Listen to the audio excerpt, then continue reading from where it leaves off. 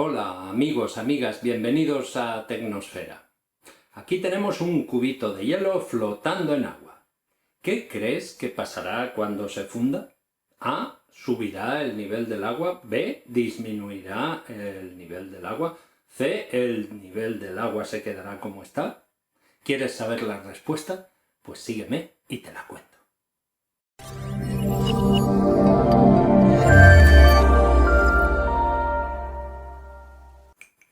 ¿Qué pasará con el nivel del agua del vaso cuando el hielo se funda?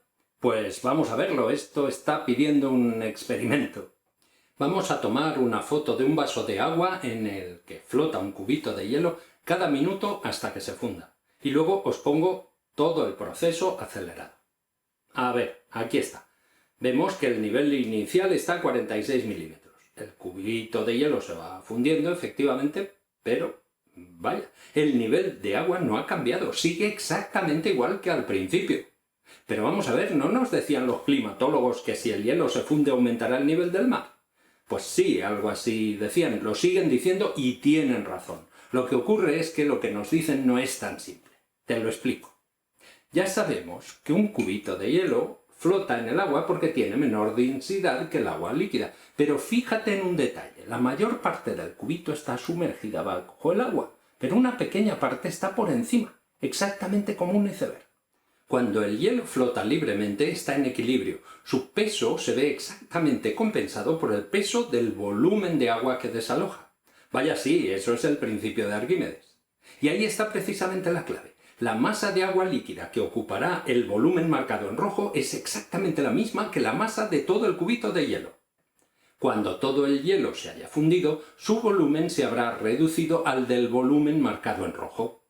Pongamos que el cubito de hielo pesa 1 gramo. La densidad del agua líquida es 1,00 gramos por mililitro, pero la del hielo es 0,92 gramos por mililitro.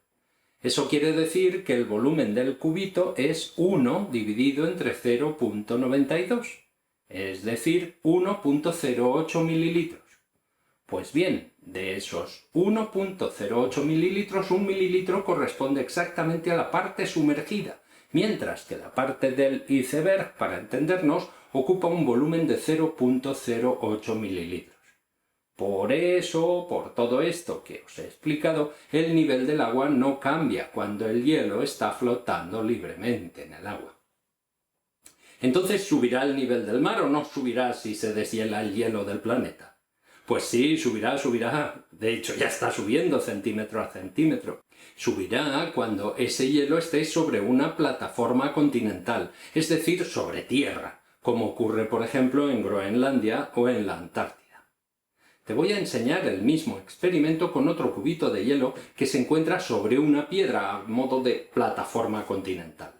Aquí se ve enseguida que el nivel del agua sube, e incluso se ve como cuando el cubito se libera de su plataforma y pasa a flotar en el agua, el nivel deja de subir, como en el caso anterior. Este dibujito resume el antes y el después de la fusión de hielo que está sobre una plataforma sólida. Claro, ahí está claro.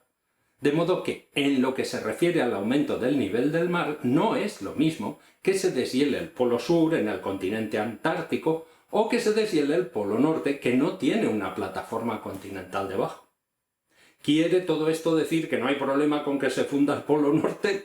De eso nada, claro que hay problema. Y si no, que se lo pregunten a los osos polares, por ejemplo. Este curioso experimento que os he mostrado es un simple experimento de física.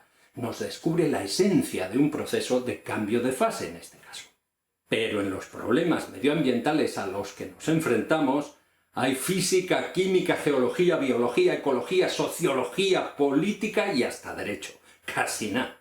Problemas complejos de verdad. Pero en el corazón del conocimiento, ahí está la física para decirnos lo que es posible y lo que no, mientras no se demuestre lo contrario. ¡Viva la física! Hasta pronto.